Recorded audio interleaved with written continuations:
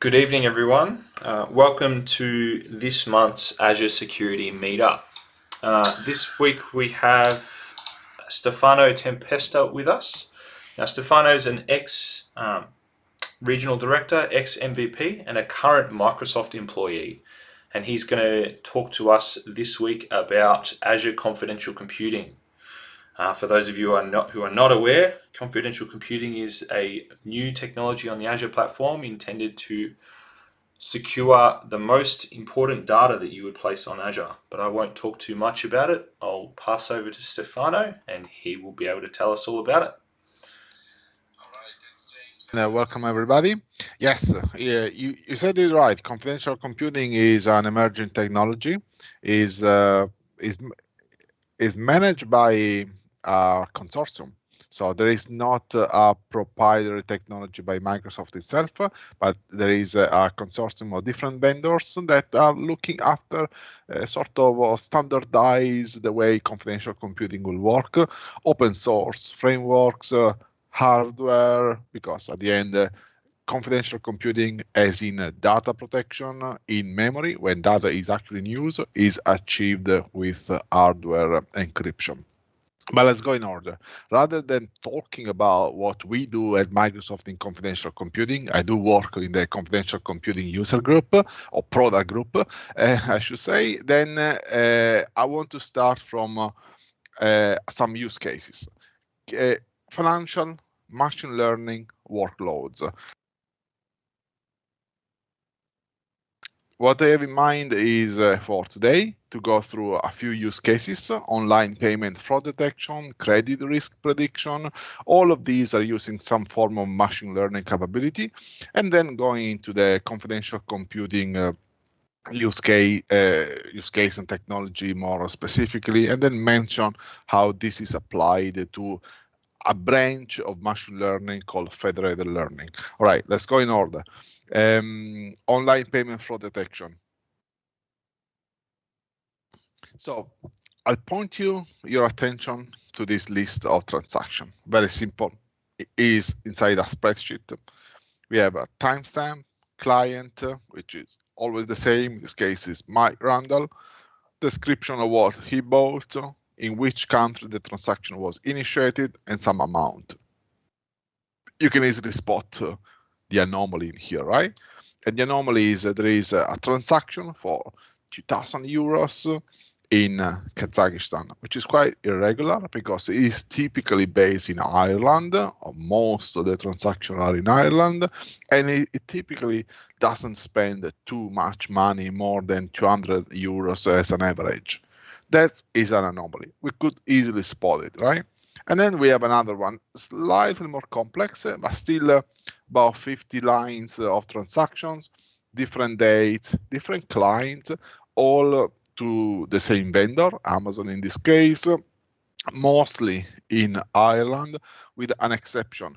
And the exception is not just about the country here, and the amount you can see is not significant, but is that Johnny McTick apparently bought from Amazon in Ireland and in Nigeria on the same date, 22nd of April. That's quite unusual, unless he managed to flew from Dublin to Laos in the same day. Now, what is this telling me? I'll give you some figures, which is what Visa, the credit card provider, handles is 2,000 transactions per second, which accounts for over 170 million transactions per day. So if you were to spot the anomaly in a spreadsheet with 170 million records, well, good luck opening that in Excel. Well, it's not going to be that easy, right?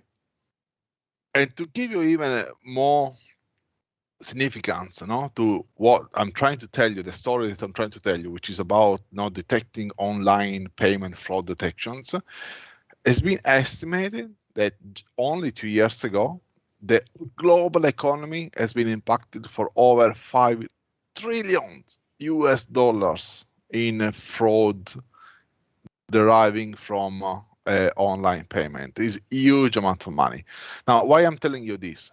Because still today, traditional institutes, banks, credit cards, who use a lot of payment fraud detection mechanism, which analyze all these transactions with human reviews. Now, don't get me wrong, I'm not saying that there are a few people going through all the 170 million transactions only at Visa, not to mention all the other providers and analyzing one by one. But what they do is they use some sort of rules, business rules, they call horizon scanning, because they look into some sort of anomalies and apply also gut feeling, as in very biased knowledge. Hey, this country has been typically now the scenario of some fraud, so let's keep an eye on this amount, this date, like a Black Friday, attract more frauds than other ones, and so on. And obviously, this manual verification raise the risk for false positive. It doesn't provide a great experience if real, actual, genuine transactions are put on hold, and so on. So there must be a better way of doing it.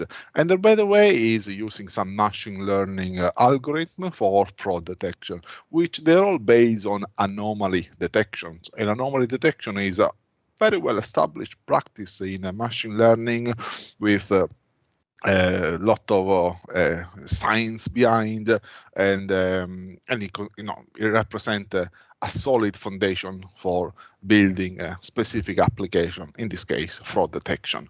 Now, the beauty of machine learning is, in general, that it keeps on learning over time. So you don't have to maintain some sort of lookup tables, called risk tables, where you put all the countries at risk, all of the vendors at risk, because there's been a data leakage in whatever organization, whatever online e-commerce shopping, and then you put that in a risk table. Or there's been a data leakage, as in a credit card leakage in another country, say in Italy, and then you put Italy on the blacklist. All these things happen manually, and require some maintenance, obviously. So someone in the bank or in the credit card have to maintain these risk tables. Machine learning learns automatically. It's a self-learning model that updates the risk score automatically and quickly without requiring any fraud analyst. And now the benefit also is that smaller organizations, so no longer the big ones like Visa, MasterCard, PayPal, can benefit of these data models. Also, the smaller organizations that don't have 170 million transactions per day can still access this data set. But there is a problem. The problem is, well, as a large organization, I don't want to share my customer data. I want to be able to use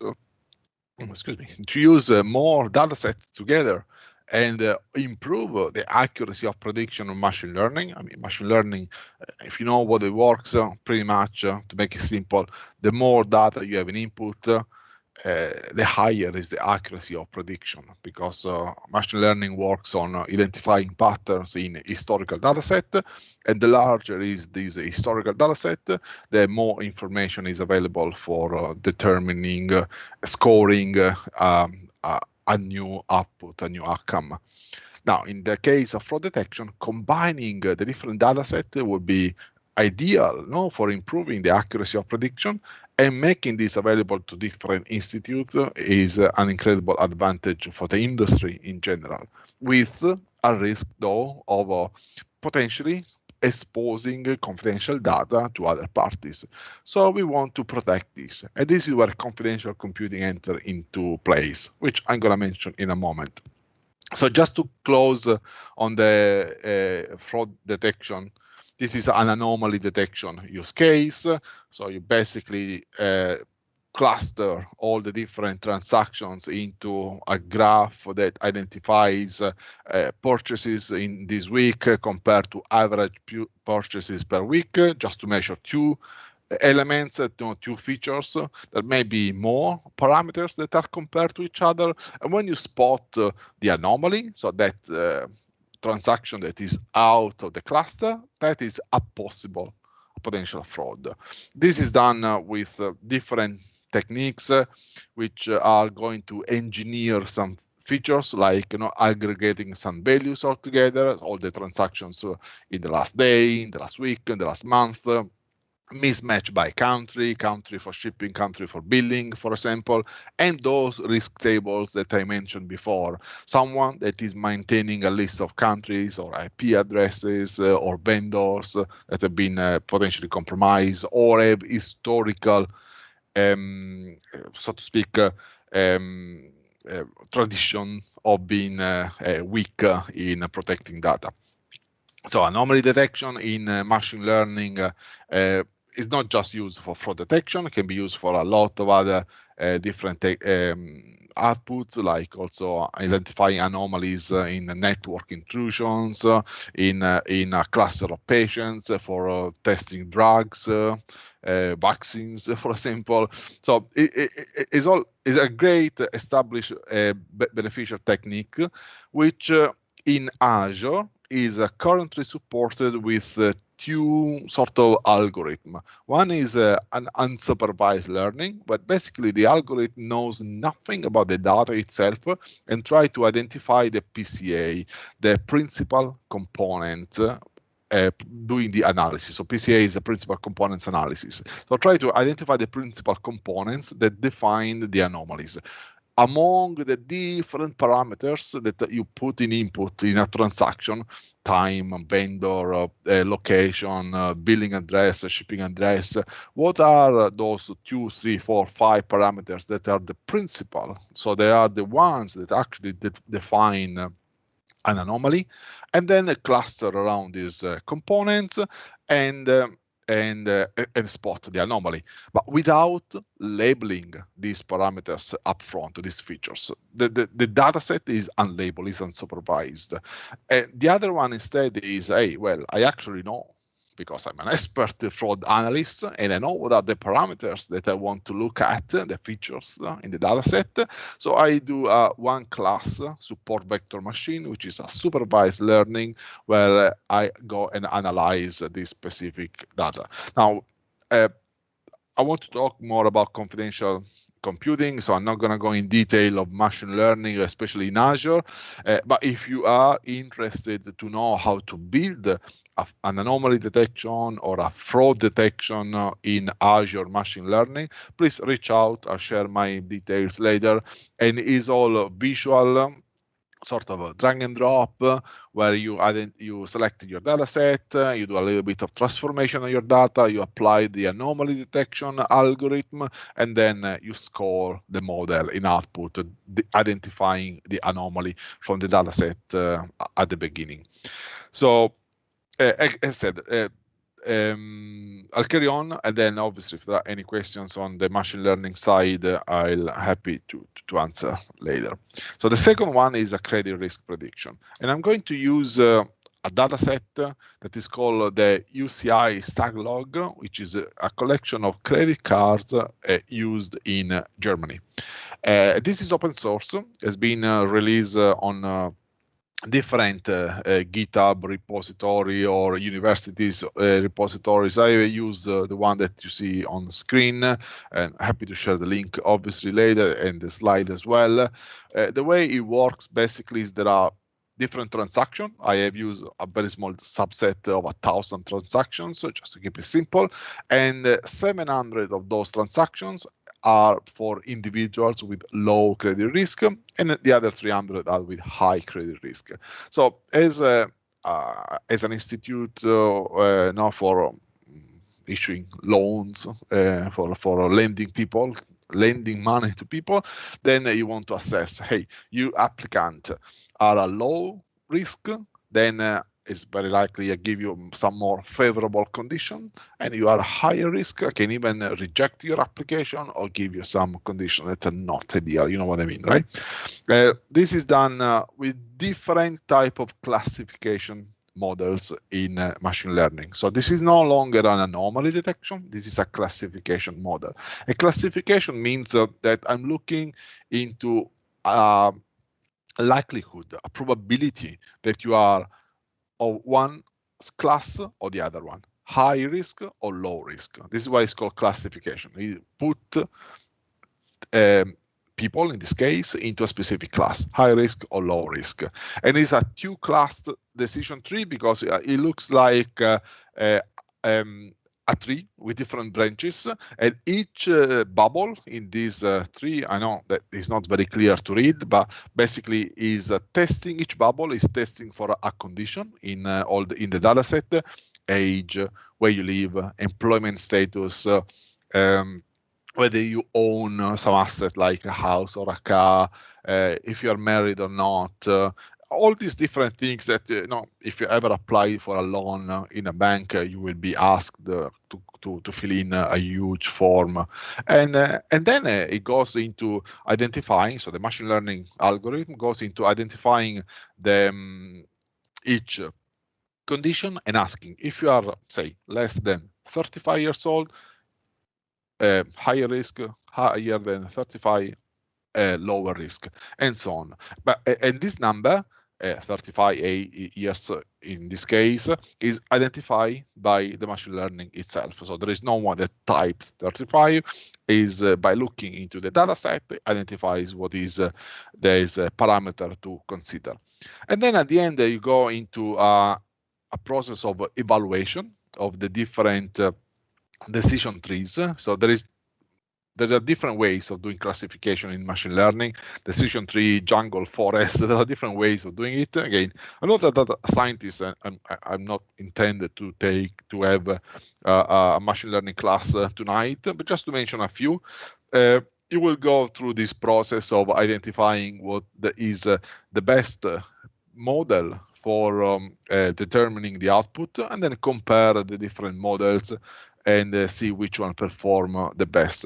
So it may look a little bit more complex than what we have seen for anomaly detection, because you have different branches to analyze, but at the end you get the trained model for credit risk prediction that can be used for predicting the likelihood that a person is a low or high risk in terms of potential repayment to a loan. Now, again, what's the challenge here? The challenge is that I have used this German data set, which contains 1,000 records, and it's great for testing purposes, but it is not great for well, first of all, for a completely different geography, like you want to do this in Australia, or for not a representation of the majority of people that apply for a loan anyway. So you want to use your own data set, which you have collected over years and years, and this is purely for your own institute.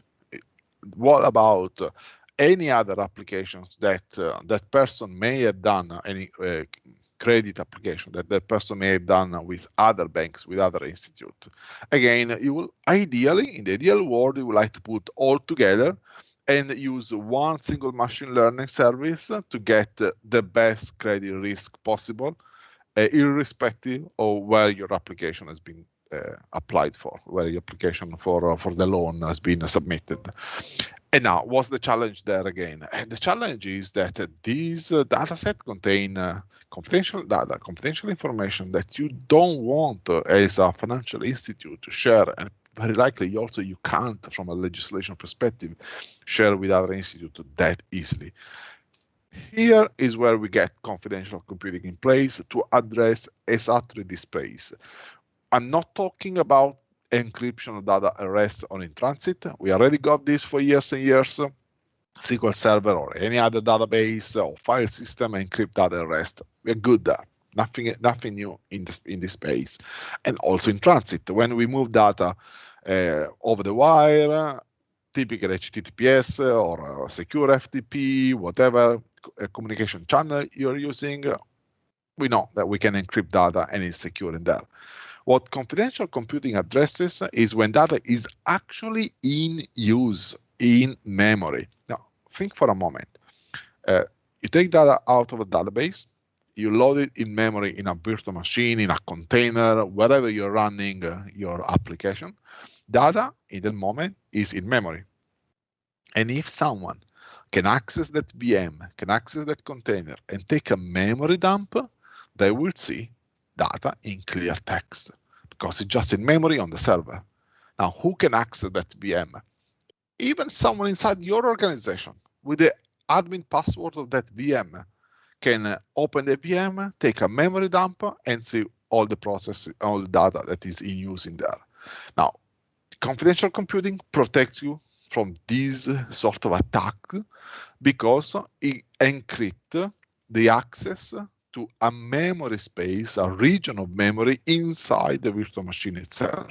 So it's basically creating a black box. It's called an enclave, which is completely isolated using hardware encryption at CPU level. There are different CPUs that do this. One that we are using at Microsoft is an Intel Xeon with SGX extension, software guard extension, and this SGX provide a CPU-based encryption, which basically remove the access to data. So I'm not saying the data is encrypted. I'm saying that the memory space is not addressable unless you have an attestation, you have a session key that will enable you access. So this is a screenshot of this taking a memory dump of a SQL Server process running inside the enclave. You don't see scrambled data as you would expect if that data were encrypted. You're actually seeing a lot of question marks, which basically means, hey, I don't know where to look at. That memory address doesn't exist at all. It's completely isolated. So speaking of SQL Server, let me show you this in action. As I mentioned, SQL Server has been providing encryption at rest for several years now. So you can encrypt very, very specific columns, as I'm doing here in this table. I have an employees table with a SSN, a social security number, and a salary column. And I encrypt these two columns. Not the entire table, not the entire database, just these two columns. So these two columns are encrypted at rest, peace of mind. Now I have a .NET application, an ASP.NET application, and I'm showing the employees on screen. Data is encrypted at rest, fair enough, but I have a problem. I have a salary range and a search by SSN filter here. So it means that on the client side, on the web application, I'm building a query which contains in the where clause, so as a parameter of my query, of my SQL query, the salary range and the social security number. This query is sent back to the SQL engine. Any SQL profiler can do a man-in-the-middle attack, profile the query, and take those confidential data out, the salary and the social security number. But as you can see now, this data is actually encrypted also at the eyes of a SQL profiler. So a SQL profiler here, so I'm running this SQL profiler on the query, will see a search pattern which is completely encrypted. And when this query lands inside the SQL engine is running in an enclave, and the enclave is able to decrypt this information and return data back to the web application without revealing the underlying query, without revealing the parameter, the confidential parameter of this query. So the use cases, just to summarize, are typically in multi-party machine learning or multi-party computing, where we want to trust the execution of some applications, machine learning, as not mentioned in the use cases before, on an aggregation of data set coming from different, say, banks in this case. So what happens is that I have a SQL Server running inside the enclave. I have machine learning running inside the enclave. And then there is an attestation service, which is a service that goes along with confidential computing that issues a key to the different banks for enabling them to communicate one way with the enclave. Don't get misled here by the double arrows here. It's actually one-way communication to the enclave in terms of uploading data.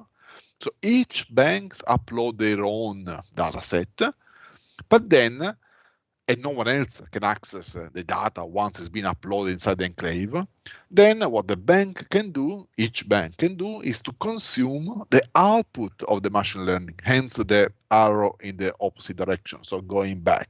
But it's going back in terms of access to the output of the web service that machine learning is exposing.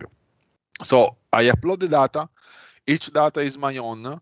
No one else can access this data. Only the machine learning service running inside the enclave can combine this data and train the model on the aggregation of the different data set, and then provide in output a result that is the combination of the different data sets. So increase accuracy of prediction and reduction of false positives. Now, this leads me to the last topic of today, which is federated learning. The use case that I showed you before is called centralized learning, which is the traditional way. Everybody's doing this way, which basically means that everybody in this sort of circle of trust will provide dataset to a centralized training infrastructure where the machine learning service run, where the enclave is there to protect all the different data set, and then the final model is the result of the training on the combined data sources, the data set. This works perfectly. You have the utmost protection.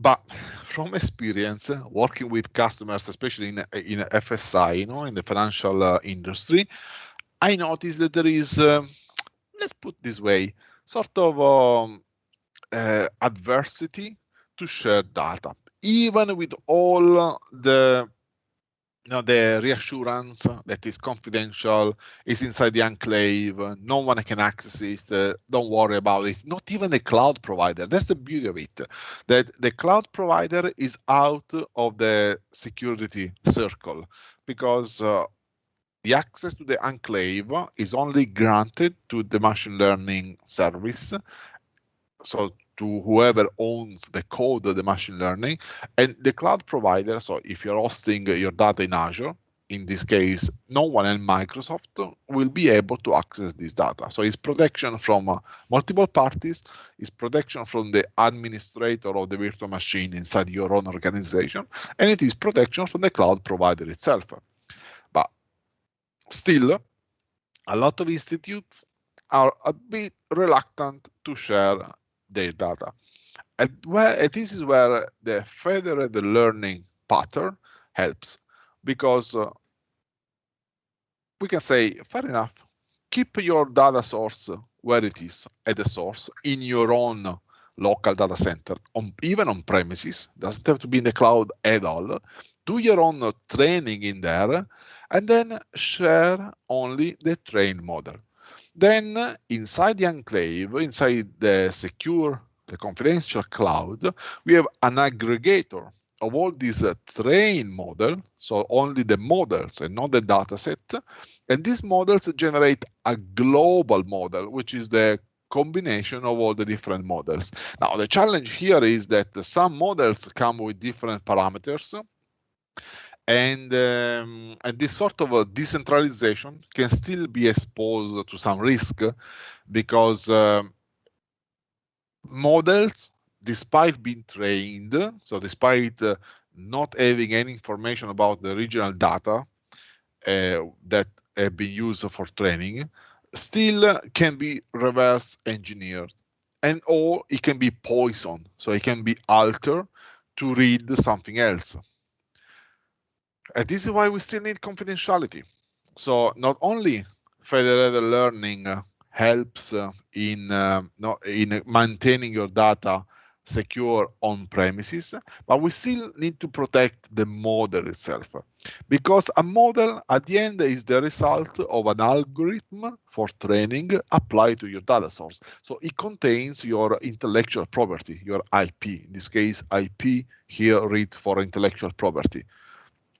So you want to prevent your trained model to be reverse engineered and to reveal what algorithm has been used. And this is where, again, confidential computing prevents this sort of attack to the model. And in Azure, we have an Onyx Inference Server, which basically is the end-to-end protection, where you can run your training at the source, on premises or in the cloud itself, but let's say locally, and then share the trained model. The trained model runs inside an Inference Enclave, which is based, as said, on the SGX, Intel SGX technology.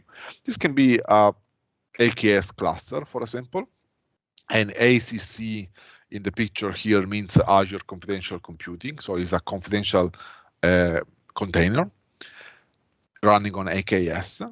And this model in this Inference Enclave is completely protected from any further access. So we are sharing the entire model inside the enclave. Now, this picture is probably I shouldn't put in here in this slide because it contains a lot of information. But to keep it short, and I'm happy to share slides after the session, this picture is telling you that you can run all your training in the cloud, on-premise, even inside a confidential container on-prem, and then share this in the cloud. So this is the ultimate protection that you can get, where you have end-to-end encryption on-prem to cloud or inside confidential storage. Too much information for now, and I get it that you need to go gradually into these things. So to go gradually, I invite you to start from the Azure CC Confidential Computing website, where you can get some information about this use case, the technologies that we have. So we have confidential virtual machines, containers, SQL, IoT, machine learning. So there is a good mix of infrastructure and PaaS services to use. OpenFL, the Federated Learning, is an open source framework supported by Intel, which will enable this sort of a decentralized training of your machine learning algorithm. And Confidential Onyx is the Microsoft open source service. It's not a product, it's really an open source service that provides the protection of your model, your trained model inside the enclave. And if you want to get in touch directly with me and with the Microsoft Azure Confidential Computing product group, get a demo or more information, just fill in this customer request form, URL on screen, so you can easily get someone to look after you. Very likely it's going to be me. My social coordinates on screen, including my email address and Microsoft. Feel free to reach out. We are here to create a more confidential cloud, protect your workloads, protect your data loads, and making sure that you as an organization or your own customers have the utmost security and confidence in using the cloud and in sharing data in the cloud. Thank you. Any questions? Thank you very much, Stefano. That was quite enlightening. I actually have two questions. I found that talk quite interesting. I suppose relating this topic back to Australia, do you think this type of technology will be prevalent in maybe new financial trends such as like open banking, or is that a separate kind of technology? Open banking is a separate technology which will benefit from this protection, because at the end you are allowing different organizations to have access to a set of APIs for sharing data for some specific financial services. So again, the problem or the challenge that confidential computing is addressing is making sure that data is not exposed even to the cloud provider itself, not to mention obviously to any other parties. That is sort of given for granted, but we want to make sure there is no access by the cloud provider and no access by any insider job within the organization. You never know. And I'm not saying this in a malicious way. I'm not saying that there may be someone that intentionally goes and try to steal data from your virtual machine. But errors happens, especially when there are people looking after the administrative task and for example, applying a patch on a Windows or on a Linux machine and compromising access. A few months ago, we were all aware of the Twitter accounts being compromised by some celebrities. That was an insider job. Okay, there was a malicious attack, but errors happens even if not made intentionally. And this is where confidential computing helps by preventing this sort of human intervention, because there is no one that can access data inside an enclave except trusted code. So you don't put trust in people, you put trust in code. Yeah, beautiful. And I suppose the final question that I think we would have for the evening is there other applications? So obviously, a lot of the secure technologies that have come out these days have applications in learning or in healthcare. Where else could you look to probably use confidential computing on Azure? Good question. Recently, we have heard a lot about the rise of popularity of a Signal Messenger. Well, I'm happy to tell you that Signal is using Azure Confidential Computing to protect the social graph. Why Signal has become so popular? Because other messengers, other apps have sort of announced that they will use the contact list to target ads or to sell data. Signal is protecting your social graph, so your contact list inside an enclave. So it can't sell the data because this data is not shareable, is not accessible by anybody else, and cannot be targeted for any ads. So it's not financial, it's not healthcare, it's still confidential data, it's protecting the privacy of people. Beautiful. I'm just going to leave it for a second, I think, in case we get any more questions. But from me, obviously, a big thank you for you, Stefano, to coming on tonight and presenting. For those who are watching, we'll have a recording up shortly. So if you wanted to revisit anything, we can do that. And obviously, we can get Stefano to post a slide share in the Meetup group. We do. The next event for Azure Security Meetup will be on the 20th of May. We're looking to go back in person in May. So there will be an event hosted out of the EY offices, which is, for those of you who've attended Azure Security a long time, probably the spiritual home of our little group. And we'll also be streaming that live event on YouTube as well. So it makes it available for everyone working from home, staying COVID safe. Until next time, everyone, have a lovely evening and we'll talk to you soon.